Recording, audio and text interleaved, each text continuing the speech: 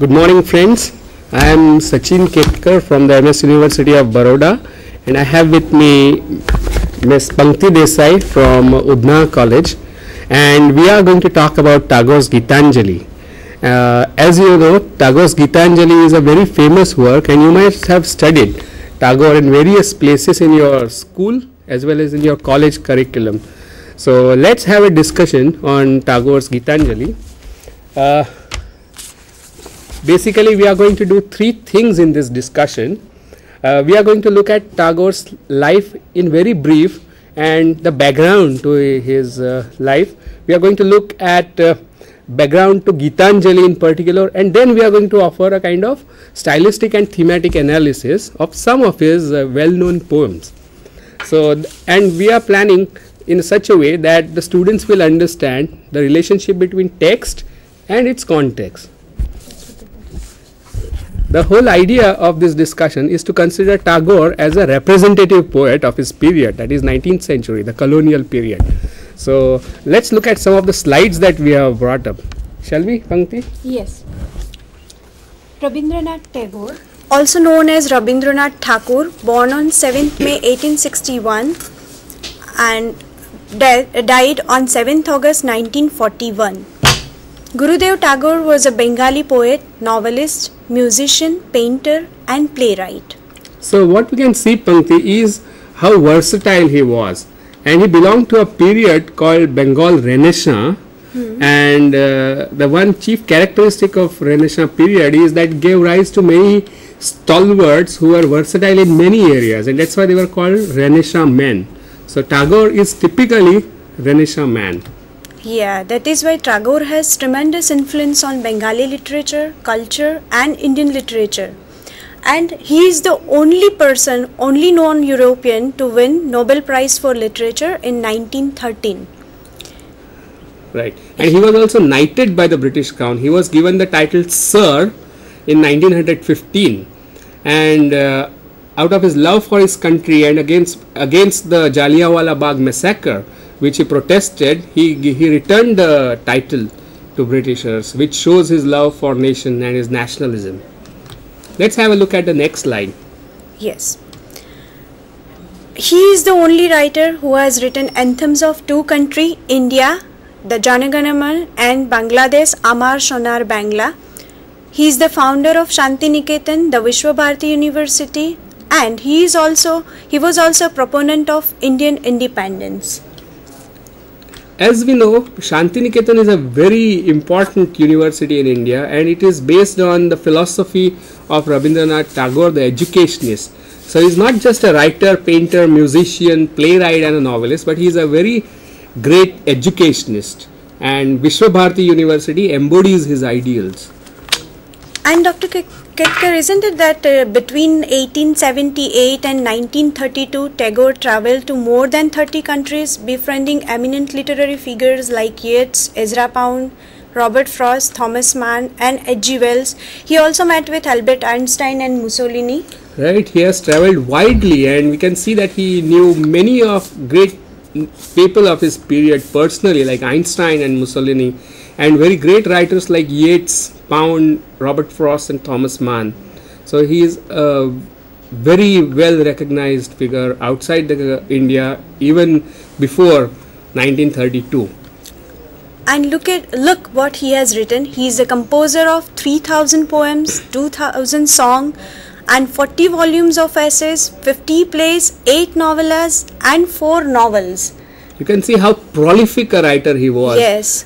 3,000 plus poems, 2,000 plus songs, 40 books of essays, 50 plays, 8 novels and 4 novellas. And prominent among them are? Prominent among his novellas are novellas like Gaire Bahire and Choker Bali. You might have heard of Choker Bali because it's recently made into a film. Yes. It was directed by Rituparna Ghosh in 2003 and stars Prasenjit as Mahendra, Aishwarya Rai as Binodini and Raima Sen as Ashalata. Yes, and Satyajit Ray made many of his works into films. So he has been widely filmed. Yes, and Rabindra Sangeet. Let us talk about Rabindra Sangeet too. Right. He was an accomplished musician. He composed more than 2000 songs which constitute a distinctive style of music, Rabindra Sangeet, which is known as Rabindra Sangeet. They are part of his novels and stories and have been used in Bengali movies as well as in Hindi movies also. Right. The collection of his songs is known as Gita Bitan, Garden of Songs. The Rabindra Sangeet has influenced the styles of such musicians as Sitar Maestro Vilayat Khan and the Sarodiyas Buddhadev Desgupta and Amjad Ali Khan. Even why don't you talk about the film Parinita and its music? Right. Parinita is a very famous film that many of you might have seen, and it contains a song called Piyu Bole, and this song is actually based on the tune of a poem called Bole Bole. Yeah, Fule Fule Dole Dole in Bengali.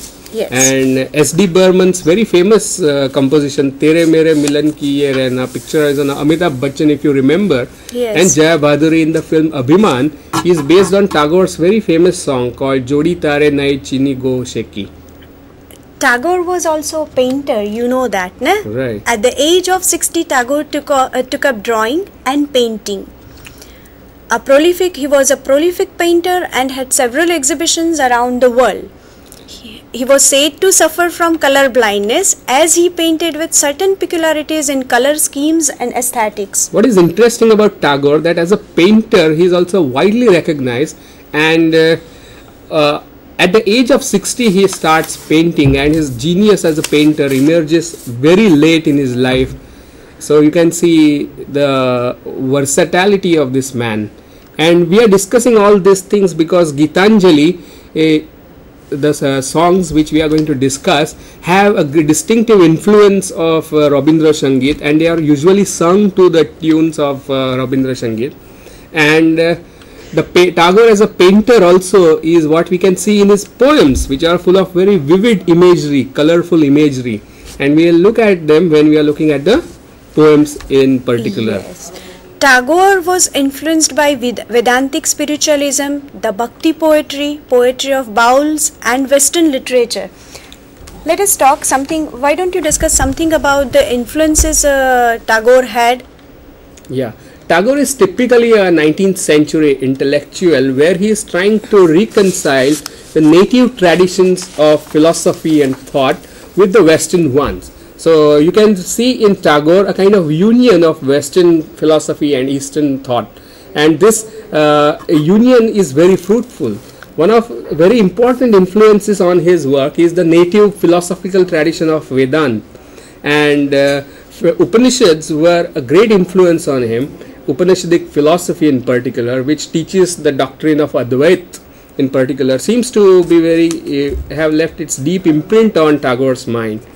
Plus, Tagore was also a Brahmo Samajist. His own father, Rabindranath Tagore, was one of the founders of Brahmo Samaj. Friends, you might have heard of Brahmo Samaj in your school, right? And Brahmo Samaj was founded by Rajaram Mohan Roy and his friend later on, Rabindranath Tagore, who is also father of Rabindranath Tagore. And one of the basic teachings of Brahmo Samaj is that there is only one God, and the outlook of Brahmo Samaj is Vedantic. They don't believe in rituals. It was a kind of reformist religion. So this is very important influence on Tagore's philosophy. And the other influence on him is that is of the Bhakti poetry, the poetry of bowls and Western literature. Will you please throw some light on the Bhakti poetry and poetry of bowls? Friends, you are familiar with the term Bhakti, right? And Bhakti stands for loving devotion as a spiritual practice which leads to attainment of divine, oneness with divine. So it's a mystical practice. But Bhakti movement was a spiritual and social reformist movement of 9th and 10th century in India, which spread all over the subcontinent. And it gave rise to great poetry, and you might have heard of names like Kabir, you might have heard of Tukaram, you might have heard of Narsi Mehta, and such great composers were Bhakti poets. And this is a very powerful tradition of poetry which Rabindranath himself seems to have actually adopted. He owns that legacy of bhakti poetry, and that's very clearly seen in Gitanjali, which means devotional compositions, right? Songs of offering, songs which offer yourself to God. So Gitanjali is essentially a bhakti composition. And there is a poetry of bawls which also influenced Tagore. Right. Bawls are actually it's a kind of sect in Bengal, and very similar to minstrels and singers, but they are also spiritual practitioners, and they have a distinctive tradition of music and very powerful social protest and kind of strange assertiveness that you can see in their poetry. And Tagore was such deeply influenced by bawls that Gitanjali bears great imprint of bawl music and bawl poetry. So these are three very important influences on his work. And the fourth is the Western literature, right? Yeah. As I said, that Tagore is a kind of union of both Western as well as Indian traditions, and in Western tradition you can clearly see the influence of English Romantic movement. Yes. And friends, you might have heard of poets like Keats, Shelley, Byron, Blake, and the nature, influence of nature. And that is very distinctively seen in Gitanjali, which actually sees nature as embodiment of divine, which is a very romantic idea. So bhakti as well as English Romantic poetry is what we can see. Yes. But Pankti, apart from romantic poetry, you can also see influence of Bible. Yes. On Tagore's translations of Gitanjali, and if you have studied a poem or two from Gitanjali, friends, then you might be looking at the words like thou and thine coming often. So it's distinct kind of archaism which is very biblical in nature. And there is something like Songs of Solomon in Bible, which seems to have influenced Tagore's distinctive style. So Songs of Songs or Songs of Solomon are also influence. Bible has also influence. Tagore's that is what you mean to say, right? Of Songs of Solomon. And I think while discussing poetry, we'll talk about Bible and all the influence. Right. We have taken some of the poems. Right. And now, shall we talk about what the eminent major poets they have to say about Tagore? Let's look at the slide. What Ezra Pound has said about Tagore. There is in him, quote, there is in him the stillness of nature. The poems do not seem to have been produced by storm or by ignition, but seem to show the normal habit of his mind. He is at one with nature and finds no contradictions, and this is in sharp contrast with the Western mode, where man must be shown attempting to master nature if we are to have great drama. Unquote. It is by Ezra Pound. He wrote in Fortnightly Review, 1st March 1913. I think soon after the publication of Gitanjali's translation, right? And Nobel Very Prize. Interesting thing to note here, Pankti, is that how Ezra Pound differentiates between Western mode of thinking and philosophizing with the Eastern. In the West, Ezra Pound says that there is a tendency to dominate and master nature. Right. While in Eastern thought, there is no such tendency to master or control and dominate nature, but there is a tendency to be one with nature. Assimilation. Right. There is some sort of union with nature, and Ezra Pound has very rightly detected this outlook, which is very Indian in Gitanjali. Right. Let's look what other very famous W.B. Yeats, who wrote the preface. And the preface, what he says, let's look at the slide. W.B. Yeats, while writing the preface of the Gitanjali translation, he said, quote, the work of a supreme culture, they yet appear as much the growth of the common soil as the grass and the rushes. A tradition where poetry and religion are the same thing has passed through the centuries, gathering from learned and unlearned metaphors and emotion, and carried back again to the multitude the thought of the scholar and of the noble. a whole people, a whole civilization, immeasurably strange to us, seems to have been taken up into this imagination, and yet we are not moved because of its strangeness, but because we have met our own image. Unquote. W.B. Yeats, Preface to Gitanjali. These two observations are very interesting, Pankti, because if you look at it, both of these observations seem to be saying same thing, that the Easterners do not have the tendency to dominate nature. At the same time, there is some sort of unity and union with nature, and the Westerners also notice this strangeness.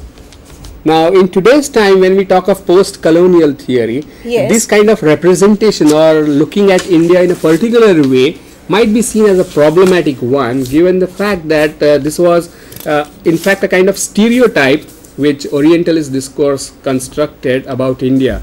So today's theorists and critics would like to problematize Yeats and Ezra Pound's views on Tagore as Orientalist in nature. So this is a very important fact to be kept in mind when we look at Western critics reading Gitanjali, especially of the earlier Very times. true. Shall we directly now move to the Gitanjali and its analysis? Let's look at the slide. Gitanjali, it's a song offerings. Subtitle is a collection of prose translations made by the author from the original Bengali with an introduction by W.B. Yeats. First, we'll give little bit introduction regarding the text, right? It is a collection of 103 poems. It is largely translated by Rabindranath Tagore himself.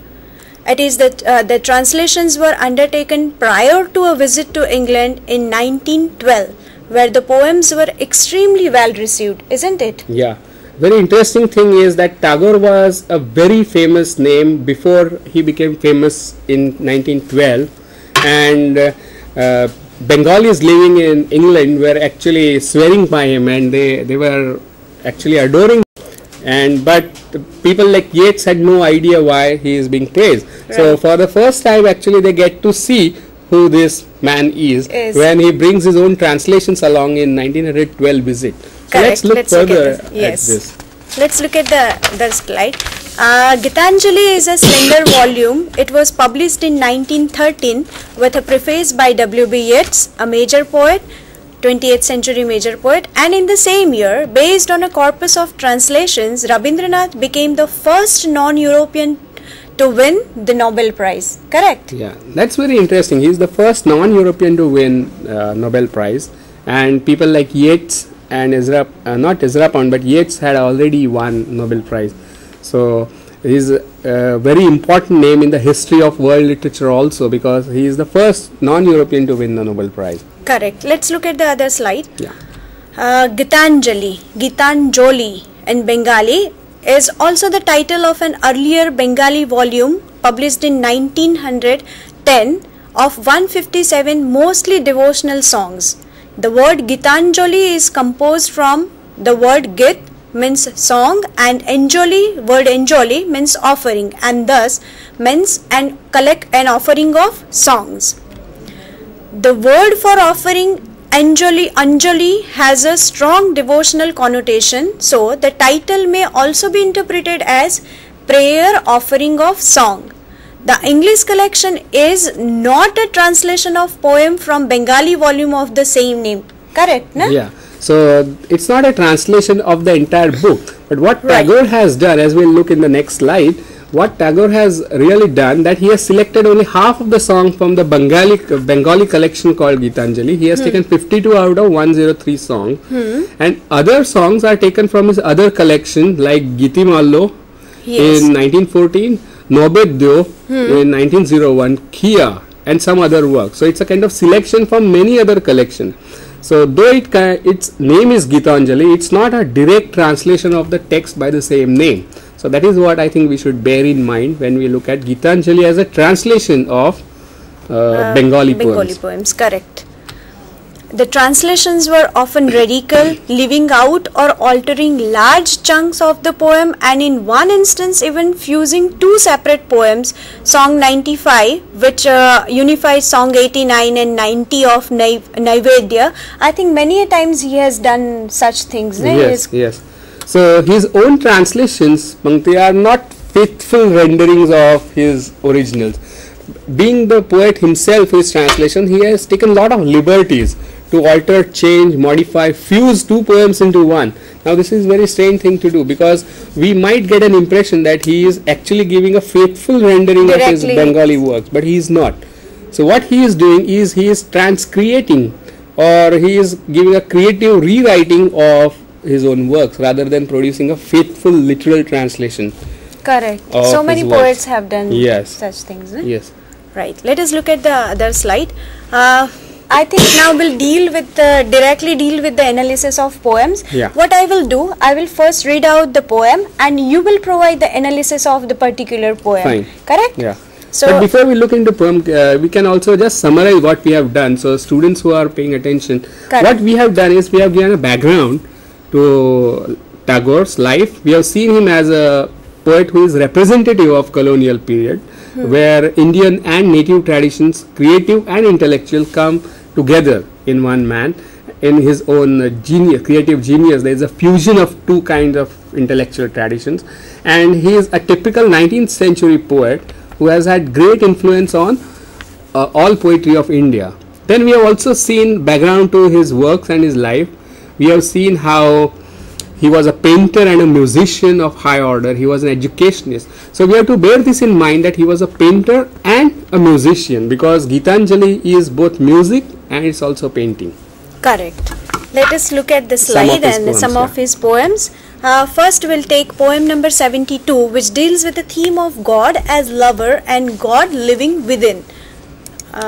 Dr. Ketkar, I'll read out the poem, right? Life of my life, I shall ever try to keep my body pure, knowing that thy living touch is upon all my limbs. I shall ever try to keep all untruths out from my thoughts, knowing that thou art that truth which has kindled the light of reason in my mind. Okay. I shall ever try to drive all evils away from my heart and keep my love in flower, knowing that thou hast thy seat in the innermost shrine of my heart. And it shall be my endeavor to reveal thee in my action, knowing it is thy power gives me strength to act. It's a very philosophical and it's a devotional poem. If you look at it, he is addressing divine, the God, as somebody who resides in your heart, somebody who is not outside, right? So he is calling him life of my life. At the same time, he is calling God as somebody who lives within his heart, as antaryami, as we say, and how it's duty of the poet to reveal the divine through his activity. So poetry becomes a kind of devotional activity. So devotion and creative writing are not seen as something two distinct activities, right? It's kind of duty of a poet to reveal God in his activity, right? So Right. that's a very profound comment which he makes. Let us look at another poem. Poem number 69, the theme of oneness with nature and nature as embodiment of divine. Influence of, mostly you will see the influence of English Romanticism on this poem. Right. So you can see how English Romanticism and native Bhakti traditions come together in same kind of same spirit and same expression. So it seems like it's a hybrid kind of sensibility, but at the same time you can see that they are not so incompatible. They are very close in their spirit to each other. So let's read this poem. It's a very interesting one. Yes, let's look at the slide. The same stream of life that runs through my veins, night and day, runs through the world and dances in rhythmic measures. It is the same life that shoots in joy through the dust of the earth and numberless blades of grass, and breaks into tumultuous waves of leaves and flowers. It is the same life that is rocked in the ocean cradle of birth and of death, in ebb and in flow. I feel my limbs are made glorious by the touch of this world of life, and my pride is from the life throb of ages dancing in my blood this moment. He compares, he expresses union with his self and nature. The blood which is flowing through his veins, Pankti, is also the same life force which is flowing through trees, through leaves, through grass, through everywhere in nature. So he says that the both spirit of nature and spirit of human being, the self, is one in this poem. So this is an expression of Advaita at the level of the world, right? For Tagore, Advaita doesn't mean rejection of world or rejection of nature or rejection of life. In fact, it's Advaita which is inside of life. It is never life rejecting. In fact, it is life affirming. That's and at the same time, when he has translated, most the translations are prosaic, whereas the romantic poems were quite lyrical, and must be his original Bengali poems must be. It is quite lyrical, right? Yeah, because most they are of songs. the They are songs to but tune. when it is translated, it is mostly prosaic. Yeah, that's a very interesting comment to make, Pankti. These are songs, and he has translated them into free words, and the style of free words resembles free words of Bible, and even Walt Whitman at times, whom we talked about in our previous lecture. Walt Whitman kind of free words which is flowing and going on to the length, talking about oneness with nature. So you can find Walt Whitman's sensibility and Tagore's sensibility. More or less they were contemporaries probably. Right. Tagore came slightly late, but at the same time they are similar in spite of living in very different cultures in America and in India. Correct. Now let us look at another poem. Yeah. Let us look at the slide. Poem number 7. Theme of creativity as Bhakti and God as Master Creator.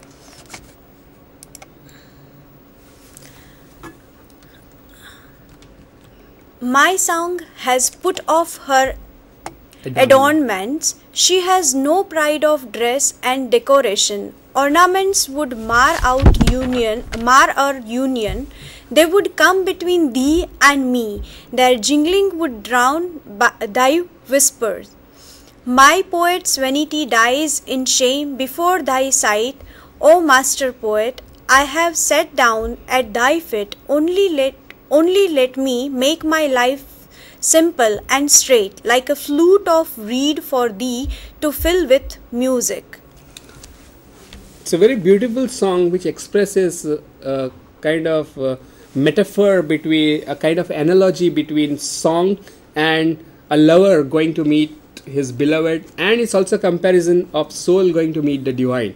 So it's a kind of allegory, but the song is an expression of Tagore's creativity. Correct. So creativity, human soul, and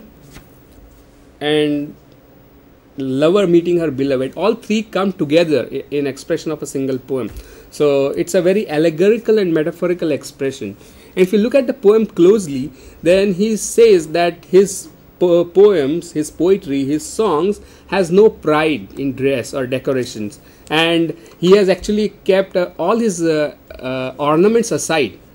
He has kept all the ornaments, alankar as we say, and alankar as figure of speech, the artifice of poetry. So he says that I am abandoning artifice of my poetry, making my poems natural so that they come to you as your devotees without any show, right? And so it becomes an act of humility, and that's why the title of the collection, Gitanjali, it's an act of humility. It's offering.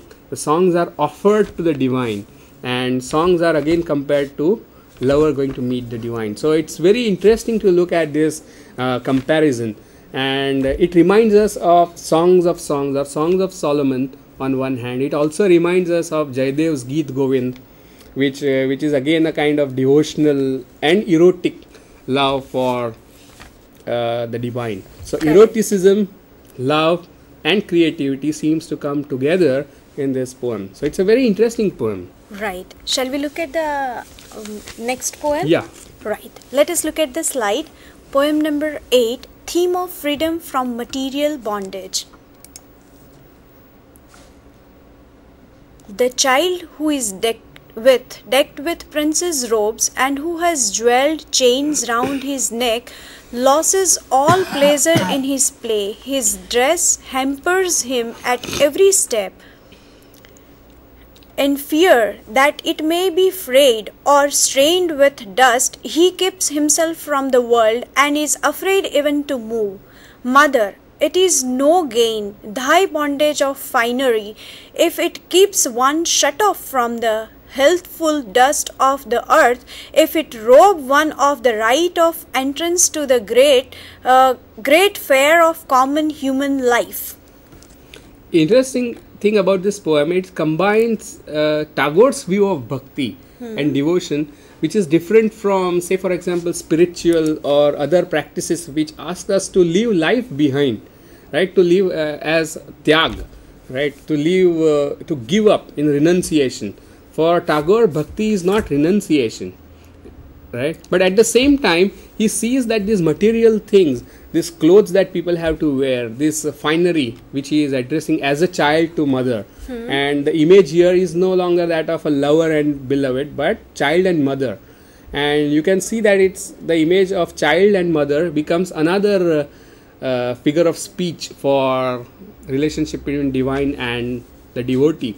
And poet seems to be saying here that the material things are actually discomfort. They come between natural life and you. So wealth and material things are no longer seen as evil, but at the same time they are seen as something that comes between the life and the love and the poet. So it seems to be something, he compares this material wealth with child who is decked with princess robe. So princess robes are very heavy, expensive, and child is always conscious of it, trying to see that it doesn't get stained or torn. And so these princess robes actually does no good for the child who wants to go out and play in earth. So this is the comparison between material wealth, devotee, and God, this kind of relationship that it comes out. So again, very interesting thing about this is he is addressing mother, and Kali is a very important deity in Bengal. So songs addressed to mother also have a special significance in Tagore's poetry. It means your mother is something that is which many Bengalis could identify themselves with, the whole idea of mother and son. Correct. Now let us look at the next poem, that is Theme of Freedom from Ego. Poem number 29. He whom I enclose with my name is weeping in this dungeon. I am ever busy building this wall all around, and as this wall goes up into the sky day by day, I lost sight of my true being in its dark shadow. I take pride in this great wall, and I plaster it with dust and sand, lest a least hole should be left in this name, and for all the care I take, I lost sight of my true being. Yes. This is a very philosophical poem again.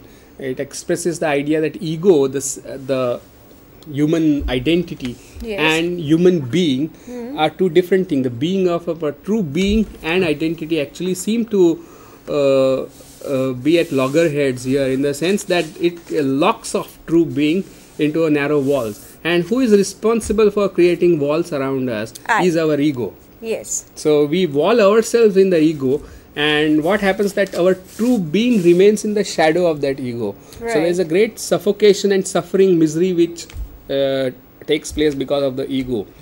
And what I want to talk about is the theme of freedom also is a very important theme in Gitanjali. Freedom from material bondage, freedom from ego, which is the freedom of all freedoms, right? And freedom, as we will see in other poems, freedom for the nation also. So freedom, love, devotion, these are important themes in Gitanjali. Correct.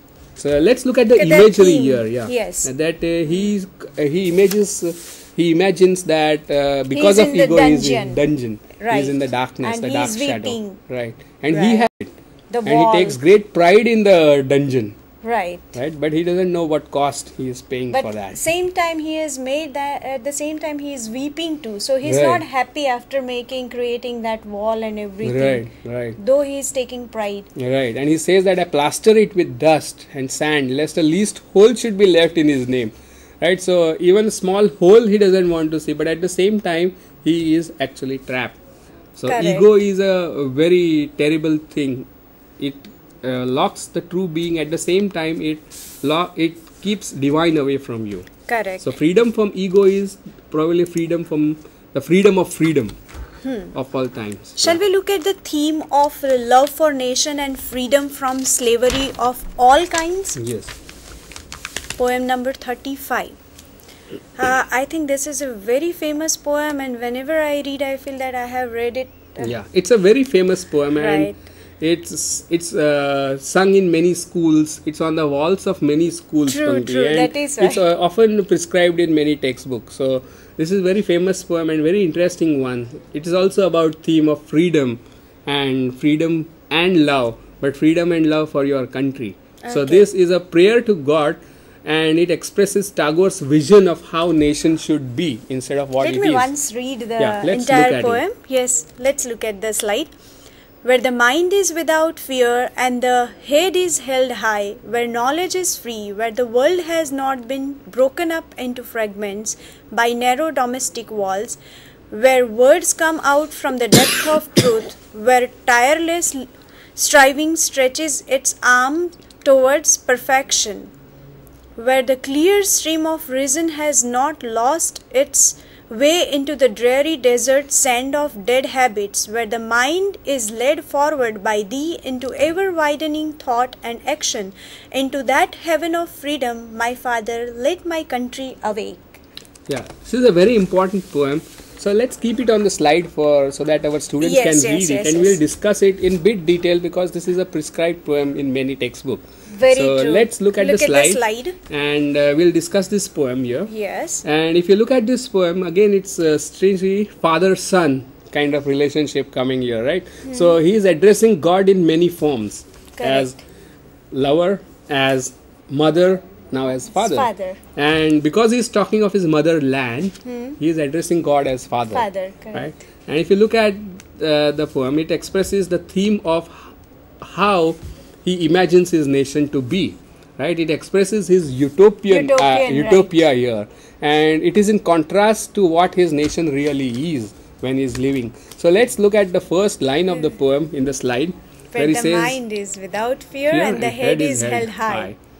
Where knowledge is free, he is imagining his country would be where a person can live with head held high without fear, where knowledge doesn't come with a price tag, right? Where world is not broken up into fragments by domestic walls. It's a one world. And very important thing to be kept in mind when we think of Tagore's love for nation or nationalism is that nationalism is not narrow-minded one. Right. For him, the whole world is nation, right? Correct. And that's why he often came in conflict with nationalist movements of his time, who considered British to be their enemies and evil. While Tagore is in favor of nation, whole world as nation. So he believes that whole world is one, Vasudhaiva Kutumbakam, whole world as a family. Did he actively participate in the freedom? Right, he did participate by giving up things like his title of Sir, knighthood. Yeah. And in response to Jallianwala Bagh. But at the same time, he also had very great differences with Gandhiji. True, that is what I want to emphasize. Yeah. And Gandhiji believed in rejection of Western culture and society, while Tagore believed that Western society and culture have certain place in Indian culture. You can't just outright reject them. So his vision of nation is not closed, but it's very open. And his open-mindedness is what we should keep in mind when we read this. Let's look at the poem, other lines. Let's look at the slide here. Yes. Right? He is talking of world which is not broken up into fragments by narrow domestic walls. Then he says words come out from the depth of truth, where tireless striving stretches its arms towards perfection, where clear stream of reason has not lost its way into dreary desert sand of dead habit. If you look at the imagery and metaphors here, dreary desert sand of dead habit. Habitual life is a mechanical life, and what happens in this mechanical kind of life is that reasoning loses its place in our life.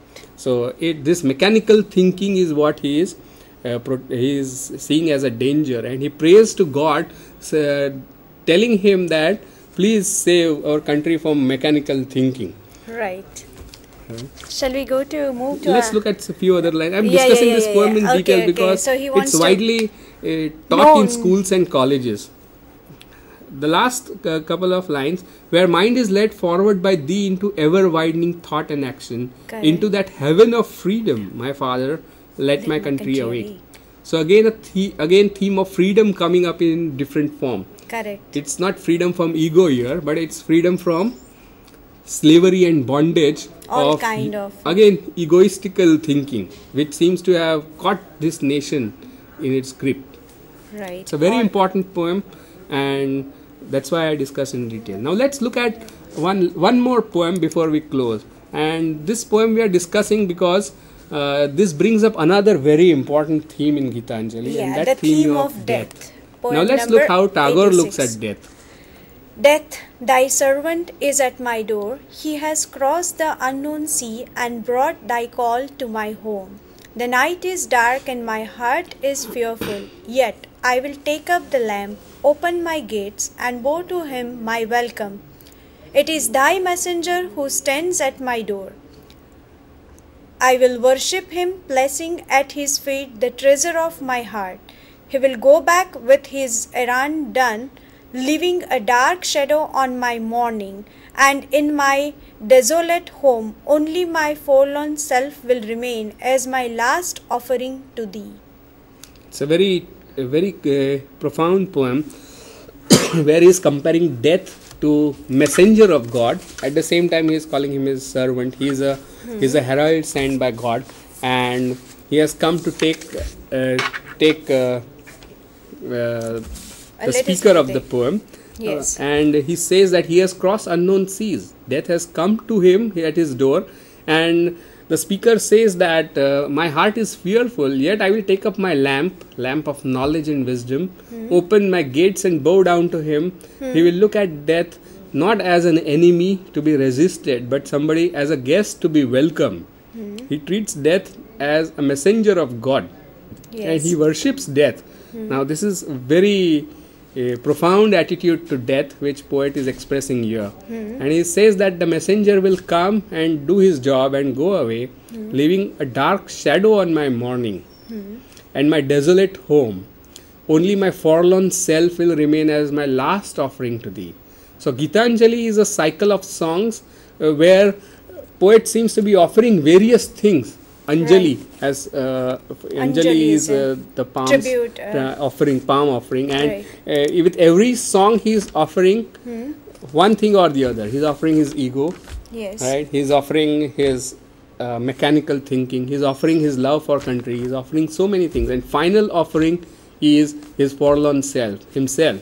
That's the last offering which you give to your God, right? So this poem becomes a kind of summing up for us also, because it's death means the end, but at the same time it's the beginning of new relationship with God here, when he offers it as a final offering to divine's feet. So these are some of the important themes in Gitanjali. Right. Can you tell me something about how in the present state of the literary trends, how can we analyze Tagore? And how can we look at the translations?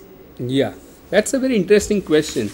In present time, when we are very far away from Tagore in terms of time and even culture. I think you talked about the post-colonial reading. How can we do the post-colonial, or in different contexts, how can we look at Gitanjali? Right. In post-colonial terms, we can look at how Orientalist construction of nation as a kind of spiritual, ancient, antiquated land seems to have influenced the intellectuals of that period. they are also in many ways they are adopting the same vision of nations which Orientalists, the Westerners who wrote about Indian culture are selling them. So in one way they are actually adopting the same vision of nation, which in post-colonial terms would be very elitist view of nation. They are looking at nation from upper caste, upper class perspective. And that's why 19th century intellectuals like Tagore were seen as in some way continuing the colonial project of the Westerners. Now this is a very harsh view, of course, but at the same time we should keep in mind that he's a very great influence on later development of not just Bengali poetry, but even Gujarati poetry, Marathi poetry and other poetries of the subcontinent. Even the influence is felt even today. Even today. So that impact you can feel in contemporary Gujarati poetry also. So that's where his importance lies, that he opens up a tradition which is followed till this date, though it was very severely criticized by the later generation of Bengali writers who were modernists in their views, and they thought that this vision of India or this vision of life is very idealistic and romantic, and it doesn't really match with the reality of our life today. So that was what romanticist, modernist protested or critiqued Tagore about. And they called it Tagore syndrome. And this Tagore syndrome was what they were trying to get rid of. So best way to look at Tagore for me is to contextualize him, look at him as a representative of that period and acknowledge the influence he had on the tradition. That would be a very sensible way of looking at Tagore for me. And we have time constraints, so so I hope, friends, that this discussion help you, and it will help you to read the Gitanjali on your own.